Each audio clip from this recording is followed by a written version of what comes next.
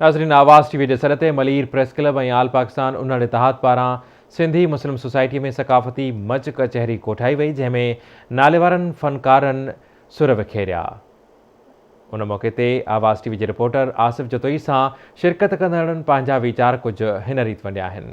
आवाज़ टीवी के जैसो जो वो हमेशा जी तरह हर साल जियां इन साल भी सिंधी सकाफ़त दिहाड़ो मल्हाए पियो।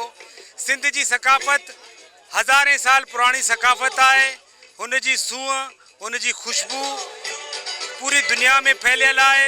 2 साल पहिरें जॾहिं आऊं ऑस्ट्रेलिया पंहिंजो रशिया में वर्ल्ड कप में मैच ॾिसण दौरान सिंधी कल्चर जी जेका नुमाइंदगी कई हुई, हुते माण्हुनि असांखे एतिरो पज़ीराई ॾिनो जेको चवां थो मुंहिंजी ज़िंदगी जो यादगार आहे। सिंध जी आवाज़ ही खूबसूरत सकाफ़ती आवाज़ है। असां इन वक्त सेलिब्रेट कर रहे हैं मलीर सिटी में टोपी डे, कल्चरल डे।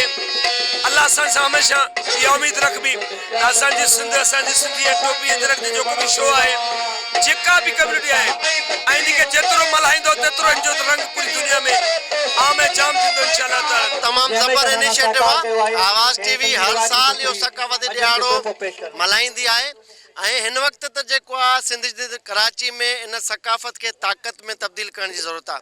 त ही टोपी अजरक ते सड़न वारा घणा आहिनि। सिंधी मुतहद थियनि, दुनिया के ॿुधाइनि त असां पुरअमन क़ौम आहियूं ऐं सिंध जी दिलि कराची में पंहिंजनि जी मालिकी करणु ॼाणूं था। ही टोपी अजरक जी हुरमत खे बहाल कराइणो आहे, हिन जी इज़तुनि में इज़ाफ़ो कराइणो आहे किरदार सां, अमल सां। ये सिंधी सकाफ़त असां हर साल आवाज़ टीवी सां सिंध 6 दिसंबर ते सिंध जो सकाफ़ती ॾियारो मल्हाईंदा आहियूं। इंशाअल्लाह ताला हिन साल बि 6 दिसंबर ते आवाज़ टीवी सां गॾिजी करे सिंध जो सकाफ़ती ॾियारो मल्हाईंदासीं। असांजी तमामु शाहूकार सिंधी सकाफ़त आहे।